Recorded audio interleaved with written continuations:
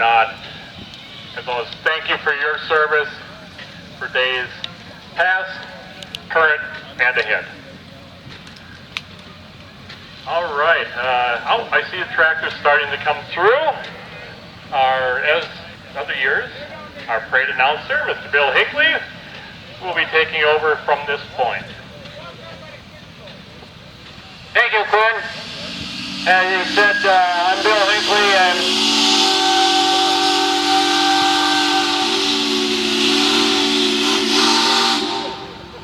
I'm from West Bend. I don't know, it's been probably 20 some years I've been doing this, and Sharon calls me up and asked me to do it, and I said it's a privilege. I like to pass on the stuff that I've gained. It's just that I got so much in the warehouse I don't remember it all. The older I get. Come on, it don't look like Willie, looks like Dave. On a Minneapolis steam engine, these steam engines built what we have. People standing right here, the guy in a cart, they're going to come right through here. So you're going to have to move. Yeah, they're going to come right through here. These steam engines are what built the prairie, plowed the ground, and they would pull a 8 to 10 bottom, 12 bottom plow better than the horse could do, or not before the horses, the oxens. They had a lot of weight, a lot of power, but it's amazing that all that iron that you see on the left side of the engine of the boiler, that is the engine.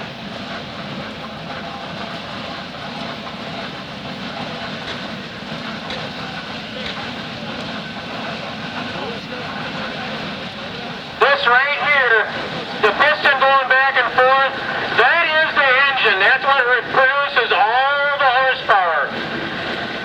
Forward and backward, it has, that's what creates it. How much does this thing weigh? 34,000 pounds this thing weighs, and that little engine drives all that and pulls the plow. What was this, Dave? What year? 1921, built Minneapolis, right? Around Minneapolis? Yep. That's a lot of iron, 34,000 pounds. That's 17 tons. We'd have to put quite a few of these tractors together to make 34,000 pounds. And it's all in the gearing.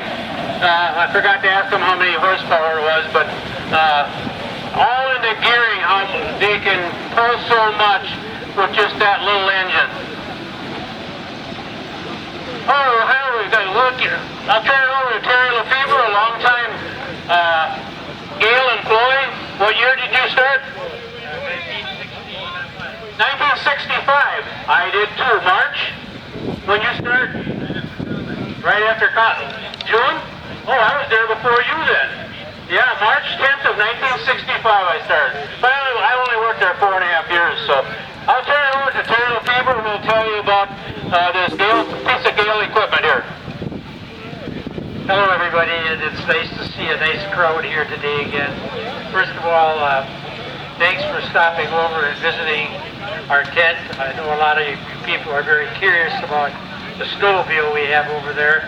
I wish we had it in the parade, but I don't have anybody with enough guts to drive it. So it's sitting there. If you want to come over and sit in it, you're sure welcome to do so. But the one piece we do have today, and Dick, he's restored his tractor, which is a 1954 Ford NAA. Dick has restored it, and the completed date of 2013, and he's done a wonderful job with that. And behind there we've got our FH-83, which was a very popular machine. It has a Continental engine on it, and it was very popular back when Gale was really getting into the chopper business. One other thing that Gale did do, they kept changing as the farmers' demands wanted, and made many changes. We have another chopper over there for those that ever heard of the Gulgers, Harold was one of our head engineers and did a hell of a job, and they just donated that beast, that FH-84. That FH-84, we had many of them sold, so thanks again, everybody. Thank you, Terry. A little story on Ford. That's my little Ford 8N I just got done over there. It's kind of got a unique lift system on it that they come up with back in the 40s. It actually lifts the whole tractor up and you can take all four wheels off in a matter of 5 minutes. Back in the day, I tell everybody, back in the days in the 40s, farmers didn't have 4 jacks. So probably some farmer came up with that cool idea, and that it's made by Ferguson. It's actually got the Ferguson sticker on it. So here we got 1955 John Deere 2-cylinder. They made them till 1960 with the 2 cylinders. The cylinders are actually going horizontal. Most other tractors are all vertical. John Deere did make the vertical ones too. I'll mention if they come through, but they were smaller tractors. These tractors were all made in, the 2 cylinders were the numbers and the letter series, the 620s and 630s, all made in Waterloo. They're all made in Waterloo now, except for the small economy. They're made over across the pond. This is a John Deere 70. Through the years, they started with the letter series, then they went to the number series, and then they increased in the number series. So this would be I always say a 3-plow tractor until you get over on the other side of 57, and then you'd have to take a bottom off. As time went along, they increased the horsepower. As you see, this got lights on it, so the farmer could milk his cows. Then he could go out after supper, and he could work all night if he wanted to. And this is Herb Wolfe's tractor, driven by Ryan Stork. And a John Deere thrash machine. They did 1948. As you see, it's no different than the combines you see today. Does the same thing, only it was a different. They had to cut the grain, shock it, and nobody knew about it. You had to confess that you would not talk about it when you were working on it. And they actually built these in an old, when they first started, in an old store on Main Street in Waterloo, Iowa. And one day the bakery guy come in with bakery, and he just walked right in. And they got together and said, we have to change this, because if this bakery guy can come in, another guy can come in also and see what we're doing. When they got towards the end of the 4 years, somewhere in there, they take these tractors to their test fields, and of course you couldn't do it in Iowa in December. They would go to Texas and places. They put Massey Ferguson or Massey Harris sheet metal painted red on these tractors so it didn't look like a John Deere. So it was a 5-year secret type thing. My dad was a die-hard 2-cylinder guy. He said, John Deere will never survive going to 4 cylinders. Well, people, John Deere is the only one tractor manufacturing company now that still is John Deere, owned by John Deere. You never can't say forever, but that's the way it is. This is a 40-20, a 68. Herb still farms with it. And a beautiful wagon that he had done, was at the Classic Green for its first debut. An old chuck wagon, yep. And they used it for filling silo and whatever, or feeding along the bunks. Not many of these around because they sat around and just deteriorated. They didn't have room for them in the shed. You're not going to use this one? Don't you want to start milking again? No. I don't get up that early anymore, Herb.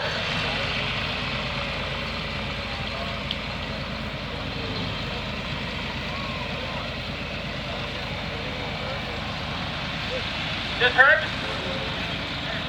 This is one of another Herb's tractors, CA Alice Chalmers. For you people that don't know, they were only made about 25 miles from here in West Allis, Wisconsin. They made a lot of Allis-Chalmers. They did well in the agriculture business, but they got spread out into many different avenues, and that's what kind of took them under. But there was a lot of people in Washington County that worked at the Allis-Chalmers company, and they made generators. Your power plant's got a lot of generators made in West Allis and other states that they made the equipment. So this is a CA Allis. You remember what year it is? 48? 1948.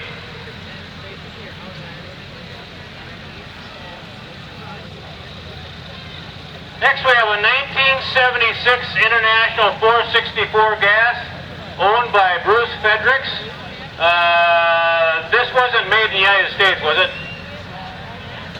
Italy? England, yep. Nice, well done tractor.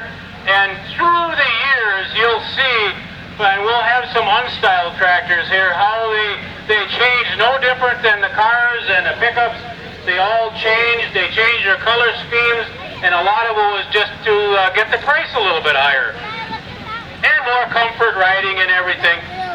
Nice sunshade on there, which when you're out in the field all day long cultivating corn, you needed an umbrella.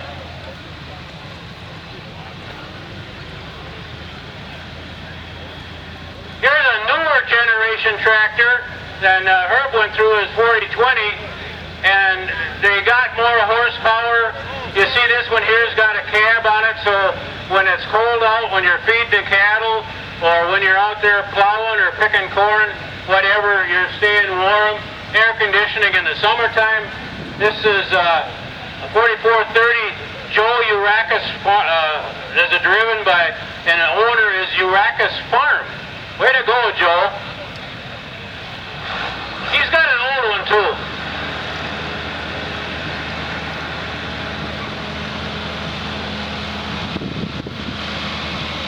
No different than all the other ones. Ford was the same way.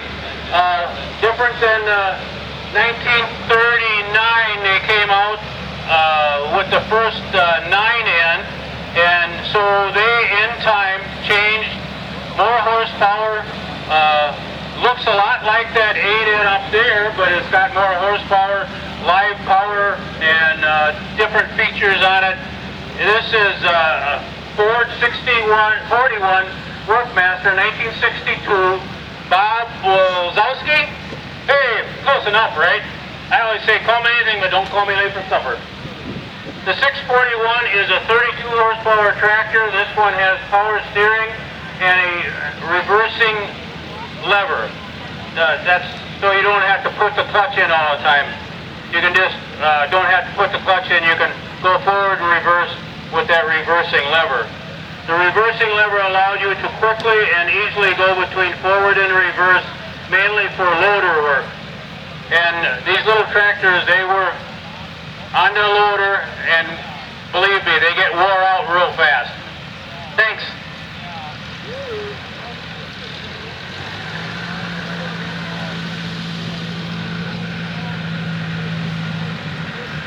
Next we have a higher crop version, a 1958. This is a diesel, 1961 diesel. Bob owns this tractor also. The 961 is a 5-speed with live PTO, 62 horsepower. This tractor is a wide front. They also made them in a narrow front. A row crop. Thank you. Bob is the second owner, came from a farm in Mayville. They also made these tractors with a single wheel, not only Ford, but all the manufacturers, for vegetable crops, that they could get, the one wheel would go right between the vegetable rows. Thank you.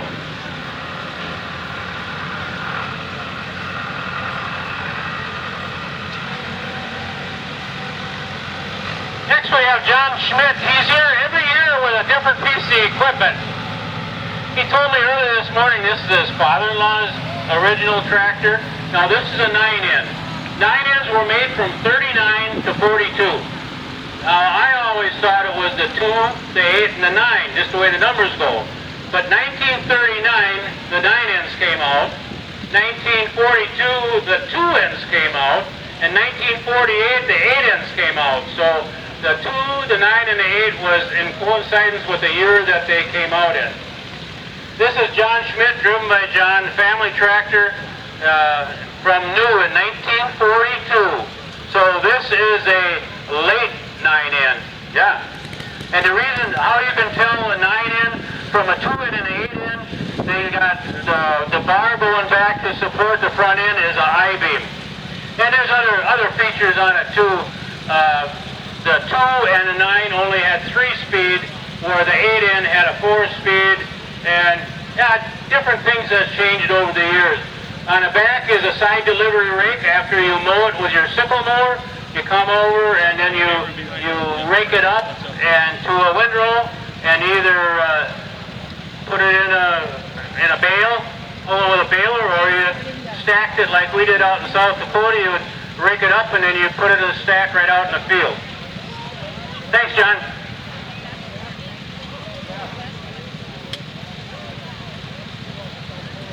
Oh, here we have a tractor with a single wheel.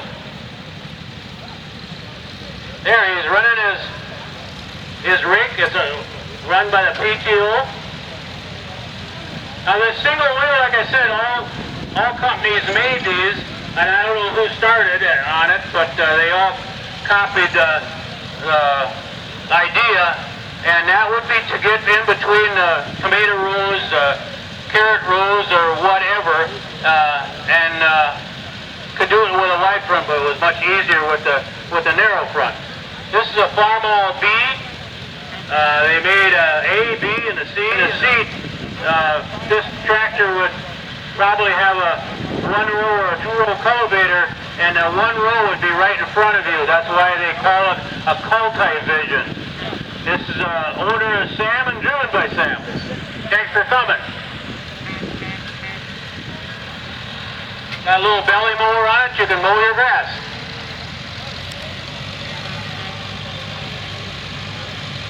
We have the other green, Oliver.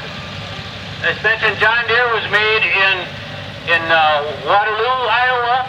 These Olivers were made in Charles City, Iowa. A very popular tractor. Just like all the rest of them, they started out small and got more horsepower. The 60 is 1951, owned by Christopher and Gail Recker. And he's driven by Christopher and his 2 sons, Evan and Elliot. You'll be driving it someday, right? In the parade, you probably drive it now already. Originally purchased by his grandfather, Werner Lofi, in 1951. This is the one Sharon was telling me about, that Herb and you went and okay. Sharon owns the house 2 houses up from me. So it was sold in 2008 to a family in River Falls. After lots of research, it was located in 2021 and recently purchased back to the Lofi farm this past April of 2025.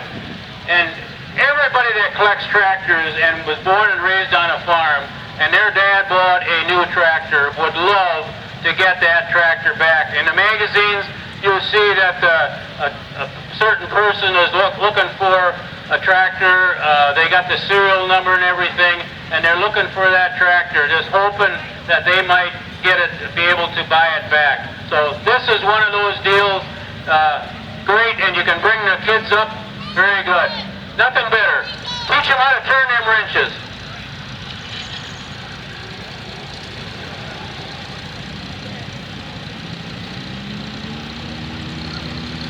In the industry of the tractors, there's garden tractors also, and there's a lot of different models and makes and configures that they started with. And when the gardens got bigger after the war, when the guys came home and the family started getting bigger and they needed something to put in a bigger garden, that's when the garden tractor business took off. This is a 1956 Copar Panzer, a T102. Jeff Cleaver is the owner and driver. It's made in Maryland. pretty interesting. And these guys are, and I used to have garden tractors too. They're no different than the big tractors. They always want something unique.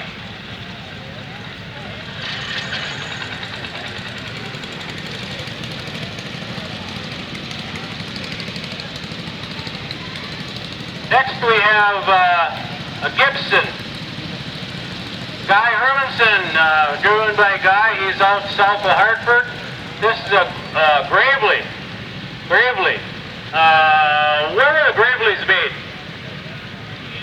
In Indiana? Okay, and they're Studebaker Vermont, but they're still made today, Gravely. Where are they made, do you know? The new ones, where are they made? I don't know either. This has got a broom on it, and along with all the other big tractors and whatever, the garden tractors, they had brooms, they had plows, they had blades, they had scarifiers, you name it, they had everything because they wanted to sell their garden tractor, and if they could put one more attachment on it to entice the sale of it, that's what happened. Thanks, Guy. Right, all these Gravely's, it's no different than the wheel horse. They started out as a walk-behind two-wheel, and then as the gardens got bigger, all they did was added a couple channel iron frames, a seat, and some rear wheels or front wheels, and a steering wheel.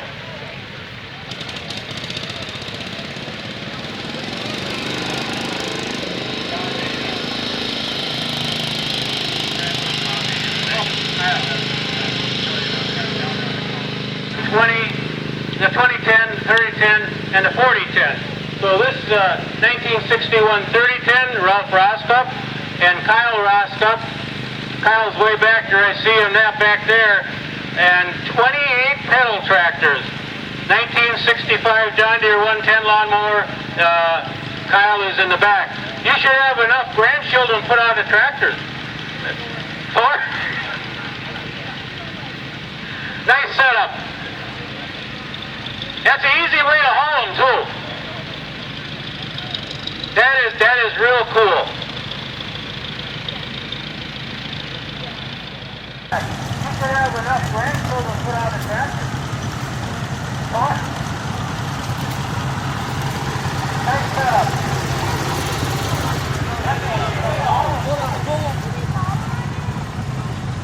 That is so cool.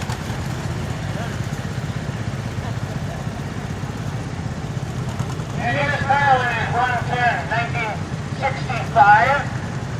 Here's Kyle in his 110, 1965.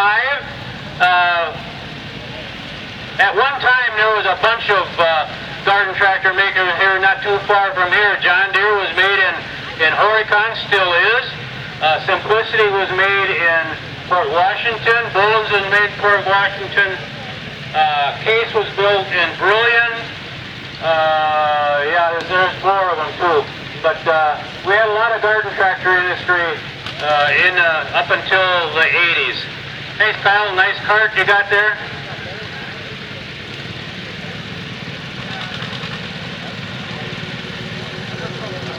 The crew? Yeah, the last one.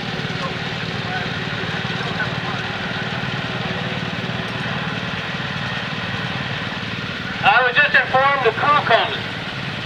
John Deere B, Darwin Nyhouse. Darwin was born and raised in South Dakota, about 90 miles from where I was born and raised. And this is a 1948 style. That means that the radiator's all enclosed. The hood is the different configuration. They did that in 1938. The later year of 38, that's when most tractors were all rejuvenated and make them look fancier. They're driven by Jay Nolts and pulling manure spreader. I call it the politician spreader, and but none of them would stand behind it when they were spreading. I think that still goes now. They won't stand behind the manure spreader.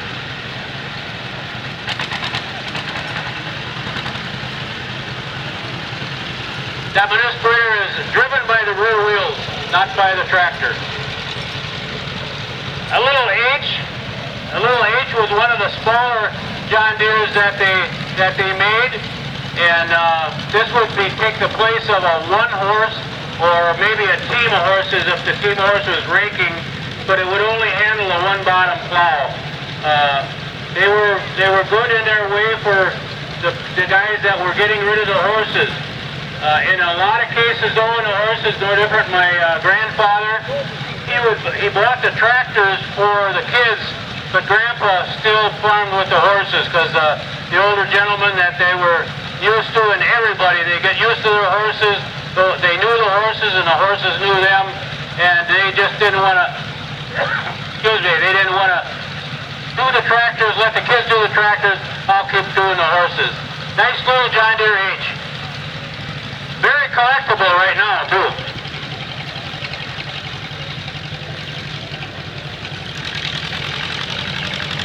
This is the smaller of the versions of, probably the smallest. This is an LA, but like the other John Deeres I said, the engine was horizontal. This is a vertical engine. The pistons are up and down.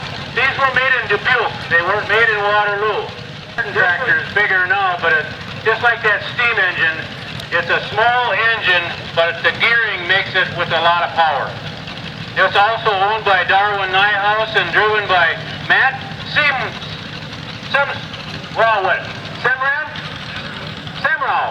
Okay, there's a U in the back. Yeah, very good. Pulling a nice older buggy. Very nice.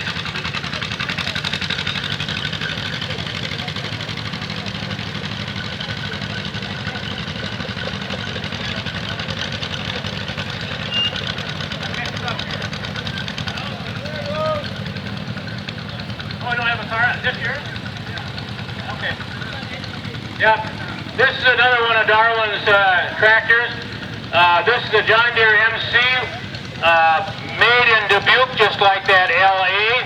MC stands for Model M Crawler. So John Deere came out with these, well, the history goes back, can't think of who's the ones in Washington come out with the tracks? Can't think of it right now. John Deere didn't start at another company. They got the tractors out to Washington, put the tracks on, and then later on John Deere started making their own. I'll think of it, but I can't think of it right now. Pulling a disc plow. This is very rare. They pulled easier than a regular plow, and there's a disc plow, and then there's a one-way. The one-way is all one axle with disc blades on it, where this is two individual disc blades. Operated the same as a moldboard plow, but this is a disc plow.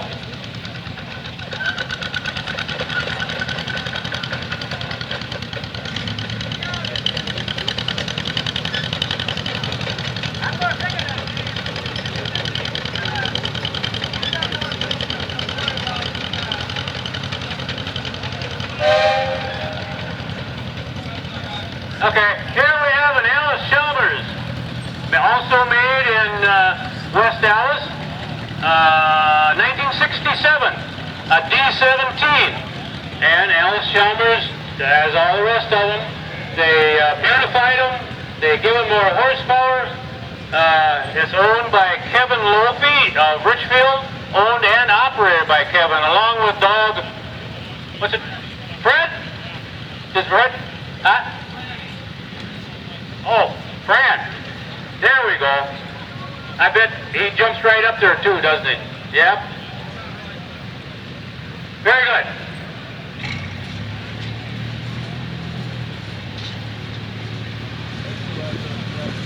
This is one of International's smaller tractors. This is a Cub. 1949 Cub.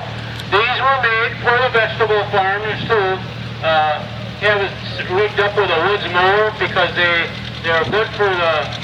You can mow with this thing for 30 years and maybe have to do a bell job, maybe a wheel bearing here and there, but you can buy a tractor like this for $2,500, $3,000, mow with it for 40 years and still sell it for another whatever.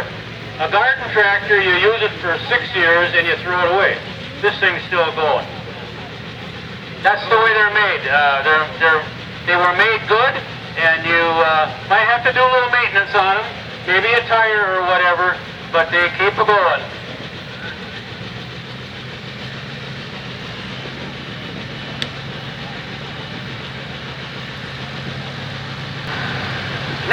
'66 Farmall 806. Yeah, they increased the horsepower and they made them bigger. Clint doesn't have a cab on there. Clint Miller is the owner. It's got M&W turbo kit. Turbo kit, they actually inducted more air into with the carburetor to increase the horsepower. And it is from 2019 barn find after not being run for 17 years. This was in Michigan, right? You found it? Yeah. Hey, I do remember a few things. Very good. Here we have a guy that said he never was in the parade, but I saw this tractor go through earlier, and I was talking to him, and I said, you got to come through. This is a beautiful John Deere R. These John Deere first...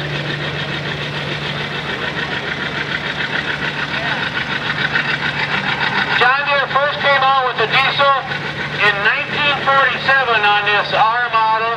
This is a 1951. It's owned by the Lavers and restored by Landon Laver and Justin Derrick and Richard Laver. Beautiful tractor. He told me he has, if you want to buy it, they've got $25,000 in it. Beautiful, beautiful tractor.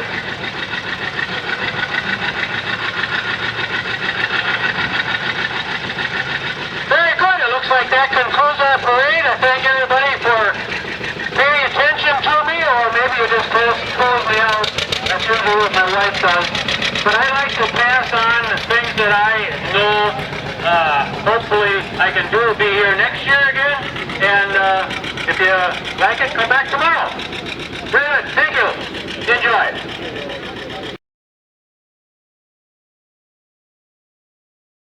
And the pressure and all that kind of stuff, so yeah, that's not just jump on and go. You gotta go to school to learn one run of these. Did you go to school, really? Yeah, you actually did? Good, good.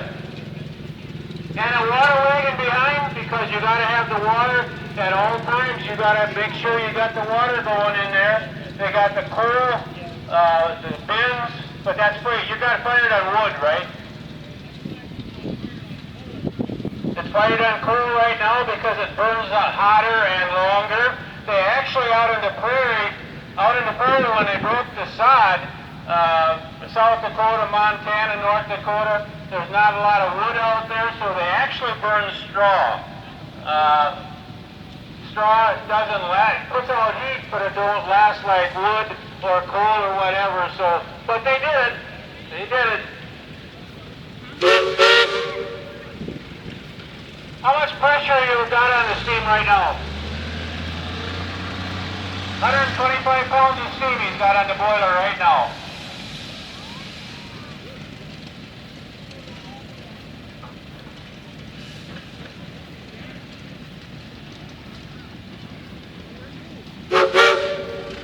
And Willie's an old standby here at Richfield Historical Society, and we thank him. I'll give it over to little Gail and Corey. Well, I am too, but I started a couple months before he did, but he lasted a lot longer than me. Harry Fever. Thank you, and welcome everybody, and glad to have you visit the Gale tent. We have a couple of specialties over there. Nobody knew we did the school, what the big kids do, but we told them for a year, and did everything for this one. Still have one to show you. But right what we have here is a beautiful forage harvester. It's operated by Nick Atkins, and he restored this Forest 10 EE tractor. He spent a lot of time in it, and it's very, very well done. This radio follows the 13. Lifts up the road here and brings it down here every year. The forage harvester we have here is one of thousands that we sold. The before we came up with the one we have in the tent here. This is a FH-48, built in 1948 with a Continental Richfield engine on it. It was one of the first machines that had accordion with it. We sold a lot of them and they did